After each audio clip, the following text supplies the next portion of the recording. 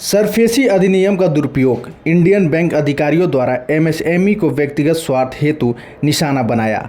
भारतीय सरकार एमएसएमई को आत्मनिर्भर भारत और मेक इन इंडिया के तहत पूर्ण समर्थन प्रदान कर रही है ताकि देश में उत्पादित वस्तुएं बढ़े और आर्थिक विकास को प्रोत्साहन मिले। इसके बावजूद इंडियन बैंक अधिकारियों ने अपने बैंकिंग अनुभव और ज्ञान का दुरुपयोग करते हुए 14 वर्षों से निरंतर प्रगति कर रही एवं उत्कृष्ट क्रेडिट इतिहास वाली एक सुचारू विनिर्माता इकाई को जानबूझकर बर्बाद कर दिया। इसी को लेकर आखिरकार क्या कुछ मामला है, आइए आपको सुनवाते हैं। सर, मेरा एमएसएमई यूनिट है सर्ज इंडस्ट्रीज़ के नाम से, जो कि 14 साल से यूनिट चल रहा है 2010 से। अभी हम 2023 में इंडियन बैंक में उनके कहने पर आए थे, जिसमें हम एक्सपेंशन कर रहे हैं और जिसमें हम प्रोडक्ट बनाते हैं रिमोट कंट्रोल से रिलेटेड।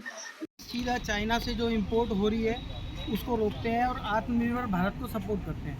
इंडियन गवर्नमेंट एमएसएमई को पूरा सपोर्ट कर रही है, लेकिन इंडियन बैंक किस तरह से सरफेसी एक्ट का मिसयूज़ करके एमएसएमई को बर्बाद करने में लगा हुआ है, ये उसकी पूरी एक स्टोरी बनाई है।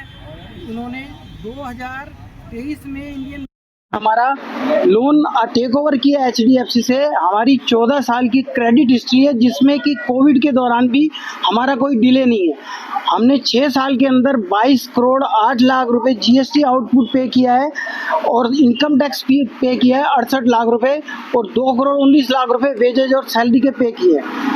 इंडियन बैंक ने हमारे 58 करोड़ के असेट्स को, जो कि उनके सैंक्शन लेटर में भी 38 करोड़ मेंशन है, उसको 18.5 करोड़ में बेच दिया और झूठी फॉल्स विजिट रिपोर्ट बना करके कि इनकी फैक्ट्री बंद है, बिल्कुल चल नहीं रही, और ना इनके पास स्टॉक है ना इनके पास मशीन है, जबकि सब कुछ इलेक्ट्रिसिटी बिल अवेलेबल है, अटेंडेंस रजिस्टर अवेलेबल है, सेल अवेलेबल है, उसमें ई इनवॉइसेस अवेलेबल हैं और साथ में आपके पूरे डॉक्यूमेंट्स अवेलेबल है। उसके बावजूद भी इंडियन बैंक इस तरह की चीज़ें कर रहा है अपने पर्सनल इंटरेस्ट को पूरा करने के लिए। और अभी हमारी उनके पास 14 करोड़ 39 लाख रुपए के असेट्स हैं, जिसकी वैल्यू उन्होंने अपने वैल्यूअर से लगवाई है और जो कि विजिट रिपोर्ट उन्होंने सबमिट की है कोर्ट के अंदर, वो पूरी फोर्ज बनाई हुई है, जिसके अंदर वो मेंशन करते हैं कि 3 साल से यूनिट बंद है, उनको मशीनों के रॉ मटेरियल के नाम तक भी कुछ नहीं पता, लेकिन फिर भी वो इसमें कहते हैं स्क्रैप स्क्रैप स्क्रैप, सिर्फ स्क्रैप लिख के देते हैं। और अभी वो अपना पूरा पैसा 28 मई 2025 को हमारी 38-40 करोड़ की प्रॉपर्टी को 18 करोड़ 54 लाख में सेल करने के बाद रिकवर कर चुके हैं, जो कि 7 महीने के अंदर 16 करोड़ 3 लाख रुपए प्रिंसिपल के ऊपर उन्होंने 2 करोड़ 31 लाख रुपए चार्ज इंटरेस्ट लिया।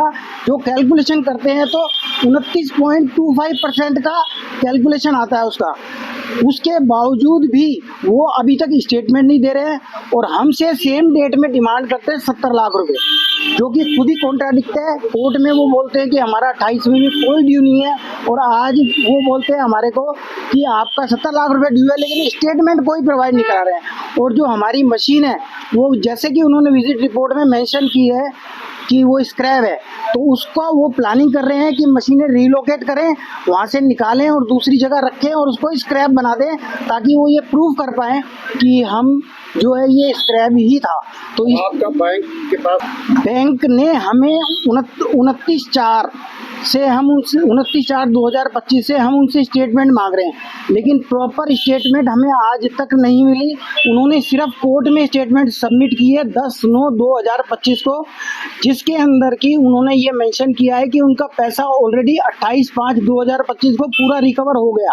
उसके बावजूद भी वो हमारी मशीनें रिलीज नहीं कर रहे और 28/5 को बैंक के कोर्ट में स्टेटमेंट दे रहे हैं कि हमारा पैसा रिकवर हो गया, लेकिन हमारे को 28/5 में 70 लाख रुपए का लेटर बना के दिया, जो कि सिर्फ लिख के दिया कि टेंटेटिव क्लोजर अमाउंट है उसमें। तो ये खुद अपने ही डॉक्यूमेंट्स में कॉन्ट्राडिक्ट कर रहे हैं और सारे प्रूफ है। ऐसे बहुत सारे उन्होंने फोर्ज डॉक्यूमेंट, फैब्रिकेटेड डॉक्यूमेंट बनाए हैं हमारा। हाँ जी, हमने 4-5 डिपार्टमेंट में, सीबीआई वगैरह में, ईडी वगैरह में उनकी पूरी प्रूफ के साथ कंप्लेंट अभी लॉन्च की है लास्ट सैटरडे, सबको ईमेल भेजा है। लेकिन हमारी ये रिक्वेस्ट है कि अगर इस पर कोई जल्दी से एक्शन नहीं हुआ, क्योंकि हमारे बिजनेस में हमारे पास बहुत स्कोप है, हमें कोई फाइनेंशियल लॉस नहीं है। हम सिर्फ बैंक की कॉन्स्पिरेसी के कारण अपने बर्बाद हो रहे हैं और हमें कोई कहीं से भी कोई सपोर्ट नहीं मिल रहा, जो कि इंडियन गवर्नमेंट एमएसएमई को उठाने के लिए इतना प्रयास कर रही है। 10 करोड़ तक की वो आपको लिमिट दे रही है कोलेटरल फ्री, जिससे कि आप बिजनेस बढ़ाएं, एम्प्लॉयमेंट जनरेट करें। लेकिन दूसरी तरफ बैंक ये देखता है, अपना प्रोफेशनल इंटरेस्ट पूरा करता है और ये देखता है कि अगर इनकी प्रॉपर्टी 60 करोड़ की है तो उसको कैसे बेच के 13 करोड़ में बेच के 18 करोड़ में बेच के अपना पूरा इंटरेस्ट कैसे करे और अपने प्रॉफिट को कैसे बनाए, ना कि वो गवर्नमेंट को सपोर्ट करे या एमएसएमई को सपोर्ट करे। अब पूरा 14 साल का हमारा रिकॉर्ड है, आज तक हमारे पास किसी भी साल में कोई फाइनेंशियल ईयर में कोई लॉस नहीं है। और जो हम प्रोडक्ट बनाते हैं वो हमारे प्रोडक्ट बिल्कुल ऐसे हैं जो सीधा ही इंपोर्ट को काटते हैं, क्योंकि सारा रिमोट कंट्रोल जितना भी है वो सारा चाइना से ही इंपोर्ट होता है। और ये आत्मनिर्भर भारत में एक बहुत बड़ा सपोर्ट है और एमएसएमई में बहुत बड़ा सपोर्ट है। आगे आने वाले टाइम में हमारे बिजनेस में इतना ज़बरदस्त स्कोप है, इतना ज़बरदस्त स्कोप है कि हम आपको इस टाइम ऐसे कैलकुलेट करके नहीं बता सकते, पर बहुत बड़ा स्कोप हमारे अंदर इसमें प्रोडक्ट में है।